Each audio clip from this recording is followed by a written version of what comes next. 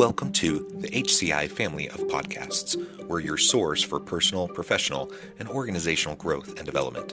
We share our own original research, explore industry trends, and interview executives and thought leaders from across the globe. Join us for practitioner-oriented content around all things leadership, HR, talent management, organizational development, and change management. Maximize your personal and organizational potential with the HCI family of podcasts.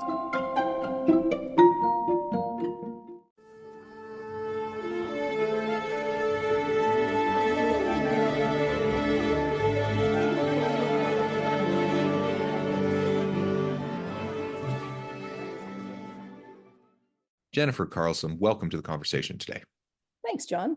It is a pleasure to be with you. You're joining us from the Seattle area. I'm south of Salt Lake City in Utah. And today we're going to be talking about the need for technology apprenticeship programs. There's so many different ways to think about the challenging skills gaps in the labor economy right now. And this is a really kind of interesting and unique way of thinking about how to address those skills gaps, technology apprenticeship programs. We have apprenticeship programs in other fields. This could be a really great opportunity if we can learn how to leverage it better. As we get started, I wanted to share Jennifer's bio with everybody. Jennifer Carlson serves as co-founder and executive director of Apprenticeship. Apprenticeship is a nonprofit organization that creates alternative pathways to access tech talent and help organizations address digital skills shortages while providing economic mobility to underrepresented groups by identifying, training, and placing diverse talent in tech careers. Additionally, she serves on Tech Councils of North America, Workforce Board, and as adjunct professor in graduate studies at Seattle University. Again, a pleasure to have you. Anything else you would like to highlight by way of your background or personal context before we dive on in? Other than I don't come from technology as a traditional practitioner, I actually came from insurance and other industries running large P&Ls and was an executive sponsor of tech projects. Well, why don't we start by just exploring this idea in broad terms? What exactly is a technology apprenticeship program as you conceive of it and as you've seen it play out in different spaces? And then we can dig in a little bit more as to the need and how we can best leverage it. Apprenticeship in general is a hybrid training model of a combination of classroom and hands-on skill.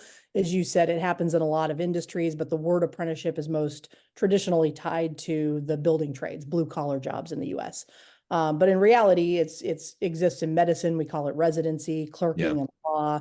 It has many names, but it's an opportunity for people to skill up, reskill, however you want to look at it, without necessarily having to go the college route, which is been the predominant location for where we find our talent today. And so they take accelerated classroom, mix it with some level of mentored hands-on skills. You put those two things together and you have an apprenticeship. And even in the university space, we see the use of apprenticeships or apprenticeship-like experiential learning is very common, increasingly common. And, I was thinking, just as you were describing some of those, things like student teaching for educators, not exactly what you're talking about, but it's a model I think most people are very familiar with, right? How it plays out. And I'm a university professor, that's my full-time gig. And I teach in the HR organizational development change management program. And we lean very heavily on experiential learning, real world consulting projects, those sorts of things, so that by the time our students leave, not only have they, learn the coursework and the concepts and the knowledge that's going to help them be successful, but they've worked on developing the actual skills to help them be successful because they've done it. They've done the work. They've been mentored. They've been coached along the way to help them develop their chops. And, that's really ultimately, I think, what employers are wanting nowadays. They don't want someone who's just gone through kind of the quote unquote traditional university kind of experience where they've, sat through exams and regurgitated and blah, blah, blah. They want people who know how to do stuff. And apprenticeship programs is just a really great way to do it. And like you said, it's a great way to do it without the traditional kind of baggage of a university experience. And I say that as someone who is a professor at a university, and I know you are too. Like that has a really important role for sure in developing the workforce of the future. But there are so many people that can do amazing work that don't need to go through the traditional kind of 4-year degree process and can be reskilled or upskilled much faster through things like these technology apprenticeship programs. Yeah, I think that there's kind of 2 points of view to this, because I'm with you. I mean, you and I probably went through traditional higher ed for ourselves the same way. We have a growing divide in this country of people choosing not to go to the university route for one of many reasons, whether it's the cost or it's simply not something that was part of their upbringing, right? And this is or from a learning modality perspective, that isn't their preferred learning modality. They prefer a hands-on environment, and universities don't necessarily give it that way. And so, fewer than 70 or 30% of America go to university, and only about 2/3 of that graduate from it, which means the density of our population isn't going near a university, which means if we're going to find a way to close the talent gap, and I do believe that there are amply enough people in this country domestically that can do the work, they just need a different learning modality to get to it, then we're going to be in a perpetual upside down problem. And we have it in all sectors. This isn't just a tech problem. The other half of this equation is it's not about replacing the baggage, as you called it, the university track. It's let's put the emphasis where it belongs. And we've made a mistake since the 80s in this pivot towards universities and colleges and four-year degrees being what we perceive to be as the gold standard, and saying you have to have one. And now we've put that requirement or limit on every job in tech, even customer service and entry-level jobs. And the reality is a lot of the jobs in tech don't require that. So, we've kind of created our own bottleneck in a way. And so, not to take anything away from universities, we've got internships that we do, but there's not a lot of consistency in those, whereas an apprenticeship is a more rigorous and standardized system so that you know what you're getting out of it. And if somebody has completed an apprenticeship in technology as a software developer in company A, and they change to an industry in another company, but it's for the same kind of job, the core functions of those jobs stay the same. Right? They look more like an electrician than we think, because the current runs the same way for everybody. Well, writing Java looks the same virtually for everybody, with distinctions made for HIPAA compliance if you're doing it in healthcare versus financial services compliance if you're doing it in high finance. But the core still looks the same. Well, that's what an apprenticeship does, whereas an internship, which is what we're used to, doesn't necessarily do that. You may go to an internship for 6 months and do 6 different things for a month, or an internship for 6 months and do one thing for 6 months. And there's no consistency to that for companies to be able to consume. And then the bigger issue is we have a limit, and we have hit that limit. We only graduate 85,000 computer science degrees, which is the preferred degree for this sector, a year at the 4-year level. We're opening hundreds of thousands of jobs annually. There's no way to close that gap. We left over 1 million jobs open last year. College alone can't close that. So we're going to have to find a parallel path and create another way in. And the best way to design that is not, yes, there should be some increased capacity on the university side, but there also needs to be a pathway for people where university just isn't part of the journey. Yeah. And one of the things that I really appreciated about your nonprofit that you do work with is specifically utilizing things like technology apprenticeship programs to reach out to underrepresented groups. And so we know, for example, you just shared a bunch of stats around, college attendance and finishing college. We know that underrepresented groups are less likely to go to college in the first place. And if they do go, they're less likely to complete and to finish. And so in some cases, it's even worse for them to go to college, because if they go to college and they incur all this debt and then they walk away a couple years later, there's all the opportunity costs of all the time invested plus all the debt, and they're no closer to having any credential to help them be successful in the workforce. And that's one of the, I think, pretty valid critiques of higher ed right now, is we have to find a better way to serve diverse populations. And these types of apprenticeship programs really open up opportunities and reduce barriers to entry, I think, for a lot of individuals who otherwise might not be best served through a traditional 4-year kind of education. Agreed. And the good thing about this, and we designed it this way from the get-go, there's no cost to the people coming through the program. So the education and the training cost is right now being borne, frankly, by state and federal government with the employer. And so they're getting through the classroom training to get the fundamentals for the specific job that they're going to go into as an apprentice. And they're getting that training at a level that the employer needs. So we're able to modify the curriculum to meet industry requirements, as opposed to the way curriculum has been historically done, which is, due to accreditation, it has to hit a certain bar, but also doesn't change and evolve very often. And so this allows us to find best of breed in the moment and find the training provider that can deliver what the employers need at today's standard quickly, but also at a depth of knowledge that, frankly, more often than not, they're coming into the job farther ahead on the curve than fresh out of college grads.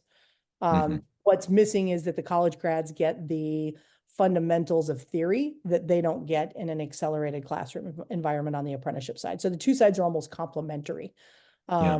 Less hands-on on the university, but theory is there, and more hands-on without the theory on the apprenticeship side. And we even ask employers if they have the means or if they're enterprise level to match the two together when they come in, so that they can be mentoring each other and not just rely on the mentor who's full-time in the job to help them. Lest we come across as like really being negative towards higher education, of course, I want to dispel that. I'm a big believer. I'm a full-time university professor. Have been, and on the tenure track, and a full professor now for 15 years. And so it's hugely important, but you're highlighting, some of the gaps at quote unquote traditional university type experiences, right? Yep. And what I've seen, so I'm at a regional teaching university, Utah Valley University, south of Salt Lake City. We are open enrollment, meaning we serve everybody, anyone who comes, which I really love the mission of the university. We're trying to reach underrepresented individuals, and to help them be successful, meet them where they're at, and help them to achieve. And perhaps it's due to our mission, perhaps it's due to our open enrollment kind of approach. But we have kind of deeply embedded in our DNA this idea that we have to really create career-ready individuals, people that have tangible skill sets. So kind of marrying the two, like you were just describing, taking the theory with the practice, more experiential learning, and really building that, embedding that throughout the programs. And I'm just a huge believer in that. And I would love to see more universities go that direction. Because I think we just better serve those people that we take in. Now, that said, again, coming back to this idea of apprenticeships, some people, it's just not in their best interest to go, take time out of work and go take a full-time 4-year degree kind of traditional university experience. And so these types of nationally registered apprenticeship programs and technology can really be a huge help. Can you walk us through kind of the nitty-gritty of what that looks like, what those experiences often entail? Perhaps either there's people listening today who could see that as valuable for themselves or for, their loved ones, or perhaps, a leader who's listening might think, oh, this might be a new approach that we should really explore in trying to attract and retain top talent and reskill and upskill our workforce. Sure. Yeah. So apprenticeship is a job, first and foremost. So the classroom training is 20% of the apprenticeship. So you're looking at, several hundred hours over the course of an apprenticeship of learning time in a classroom environment, which could be, in our case, virtual. And then there's a minimum of 2,000 hours on the job where they're doing the work, being mentored by somebody in the job. And those two things coming together is what makes an apprenticeship. Classroom time alone without the job is pre-apprenticeship. The job has to be there as part of the equation. So it's an earn and learn model. You're being paid an apprentice wage, which is below the wage of a fully qualified person, but it's still an employee wage with benefits and everything that comes with that for you in that 2,000 hours. The apprentice comes to us, for the record, median age in our program is 32. So these are people who are further along in life. To your point, they're either not able to go back to school and start over at that stage, or they're going to be doing it in an online environment, or a night and weekend kind of environment, which sadly in our industry from a tech perspective is not where most of the recruiting gets done, but it is where the greatest audience is. So you put those two things together. The apprentices come through and take a basic skills assessment online at apprenticareers.org.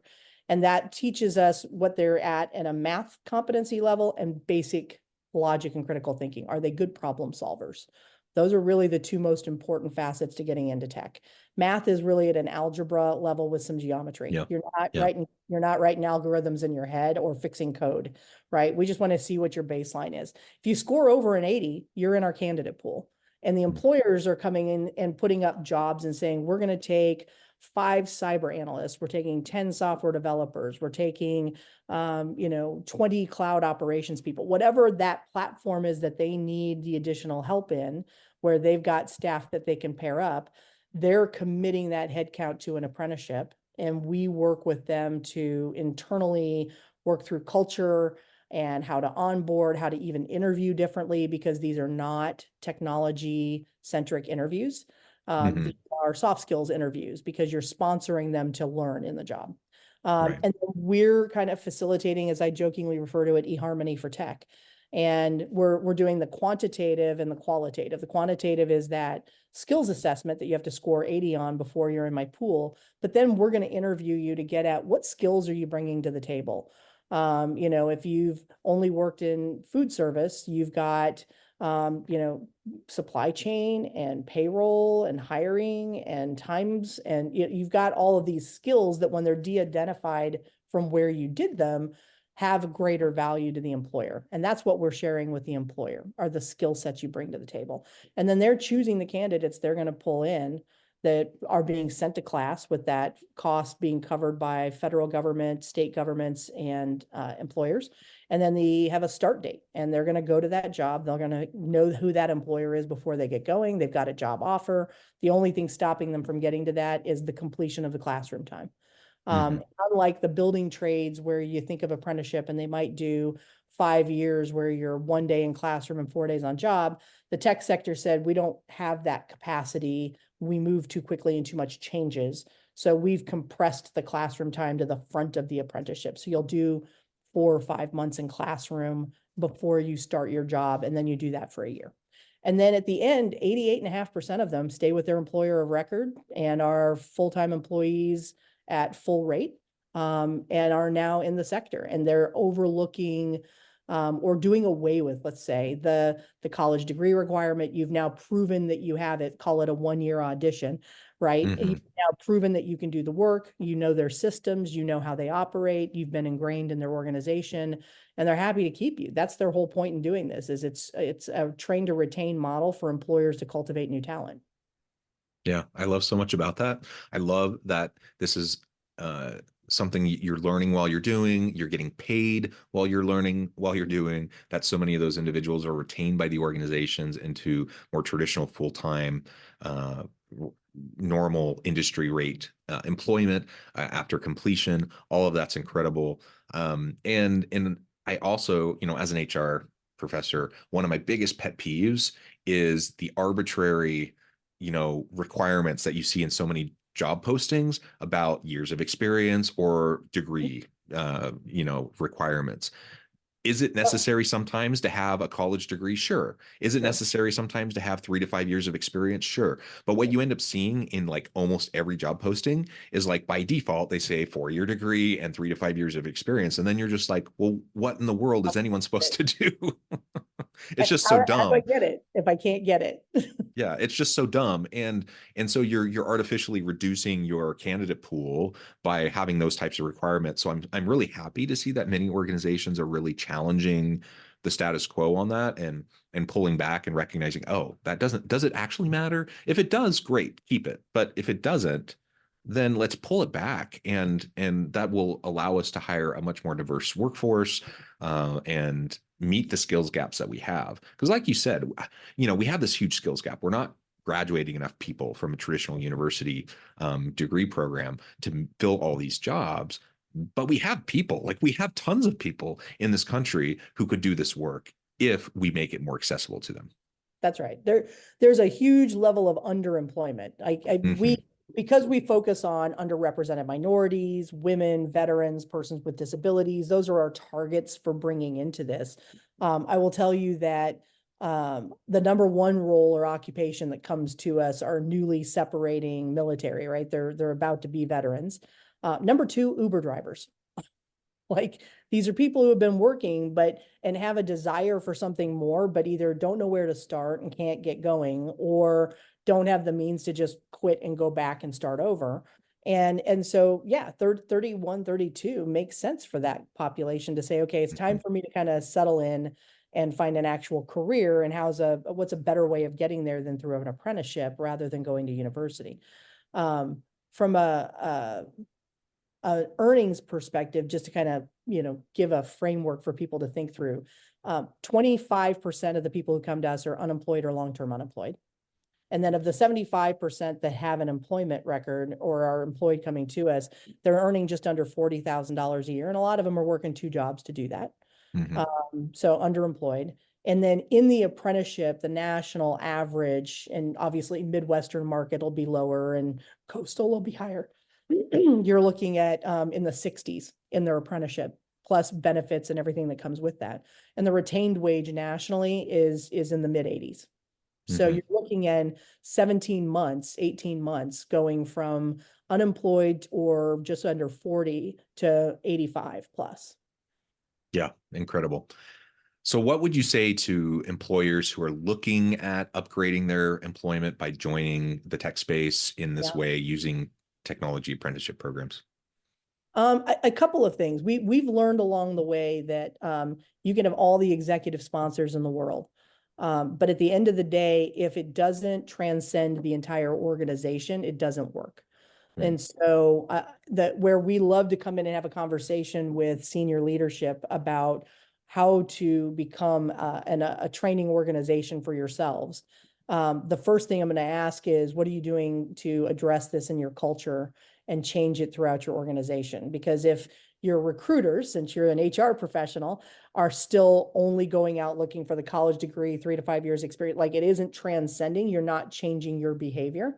And so that has to change at every level. And that's the first conversation we're having with companies. If you're ready, or if you're already making a commitment to make those changes, then apprenticeship is a natural next step. Then we can help you operationalize that very quickly. But if you want to have a culture conversation, we will also have that with you first so that you can start the preparation work. Yeah, yeah. Awesome. Jennifer, this has just been a fascinating conversation. Hopefully, it's mind opening for a lot of people who haven't necessarily considered this kind of a model towards reskilling and upskilling and attracting and retaining great talent. We've been exploring specifically in the tech space, but I think the principles here apply to a lot of different sectors and a lot of different job types. And so I think it's really important for us to think creatively and outside the box about how we can meet the skills gaps and demands, of the workforce of today and tomorrow. As we finish up for today, I just wanted to give you a chance to share with the audience how they can connect with you, find out more about your work, your team, and then give us a final word on the topic for today. Sure. So feel free to email me, jcarlson@apprenticareers.org. You are welcome to find me on LinkedIn and ping me there as well, and look for me under Apprenti. Or visit our website, apprenticareers.org, and send me an in-mail through the website if you're interested in learning more. I would say on 2 sides of the coin here, for the prospective candidates, I would say don't sell yourself short. Just because you think tech is hard doesn't mean that all jobs look the same any more than what companies have had to figure out, which is not all jobs are made the same. And so, yes, there are some jobs that require a higher level degree or a PhD in math if you're going to be a data scientist, but not all jobs require that. And so employers look critically at the jobs that have to have a college degree, and start looking at classifying those jobs that don't and making them apprenticeship ready. And then on the candidate side, don't sell yourself short. Apply for apprenticeships and go online and watch videos and learn about what a day in the life looks like for each of the roles that you'll see on our site, so that you can understand what kinds of skill sets are being looked for. Because if you're a good problem solver, you might find yourself to be an excellent tech practitioner. Wonderful. Thank you so much. It's been a pleasure. I Thank encourage the you. audience to reach out, get connected, find out more about what Jennifer and her team can do for you. Let's think creatively about tech jobs and tech apprenticeships. And as always, I hope everyone can stay healthy and safe, that you can find meaning and purpose at work each and every day. And I hope you all have a great week.